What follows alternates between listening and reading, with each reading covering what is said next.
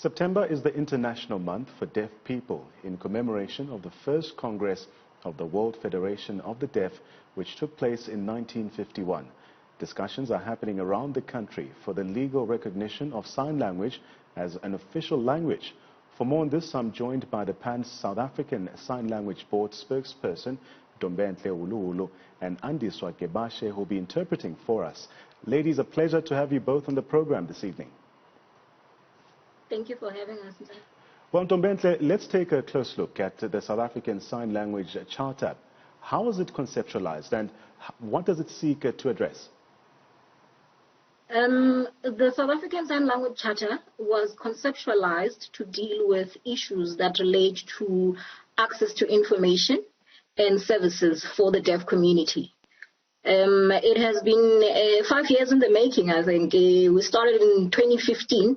It was developed by one of the Pan-South structures, which is called the National Language Body for South African Sign Language. It has been a lot of extensive consultation with the deaf community. It is premised on the nothing about us without us disability movement. And what will it do to help you remove the barriers to enable deaf people equal opportunities to information and services? Basically, what we're trying to do with the Charter is to provide a blueprint for government as well as civil society in terms of how to engage the deaf community. It talks to issues such as, the pledges that are reflected on the Charter, what needs to be done, the provision of South African Sign Language interpreters at all government institutions as well as, society at large.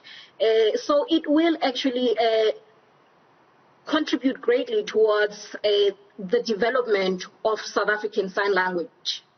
Well, as we know, this matter is also being considered in Parliament. Which stage is the Parliamentary Constitutional Review Committee process at, as it considers recognizing South Africa's sign language as the 12th official language? I mean, Parliament is looking at amending Section 30 of the Constitution and the national official languages to include a sign language. Well, this has been a process that we're hoping would have been concluded by last year already. Yeah. So that tells you that it is something that is nearing fruition.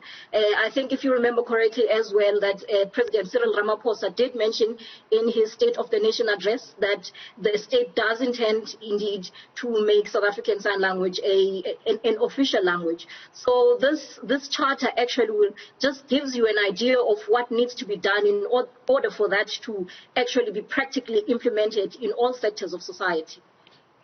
Now, September is also Deaf Awareness Month. This September also marks some 62 years of the celebration of International Month for the Deaf as declared by the World Federation of the Deaf. Do we know what commemorative events and activities are lined up? Yes, as Pan-South, next week I think on the 23rd of September, we are kickstarting the online workshops. Now, with these online workshops, what we intend to do is to educate the public around issues of South African Sign Language, just so that the public understands that South African Sign Language is a language in its own right. Also, and how to engage with the deaf community, issues to avoid.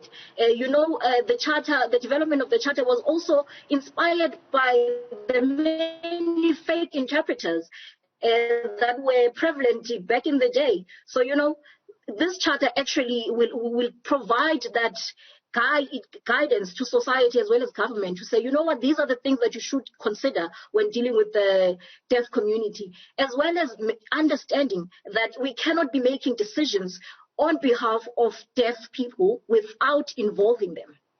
And just going back to the parliamentary process that's underway, are we also hearing from stakeholders within the deaf community? Yes, there have been a lot of lobbying done by associations such as DEFSA as well as SANDA, including Pan-South as well. We've also made recommendations to the Constitutional Review Committee. So we are hopeful that it's coming to an end. We are hopeful that we are actually going to see South African Sign Language become the 12th official language very soon. And what other changes do you want to see come out should these deliberations become successful and sign language is then considered, or rather made, the 12th official language in the country?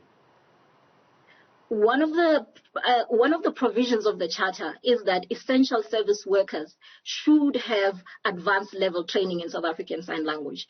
You can imagine the frustrations and the challenges that the deaf communities have faced for years because of exclusion. So with this Charter, we're hoping that, you know, when some of these things are handled, when government departments ensure that they employ more deaf people, when government departments ensure that there are South African Sign Language interpreters. In fact, we need to normalize having South African Sign Language interpreters in our everyday interactions, because a lot of people are being excluded for us not considering the needs of the deaf community.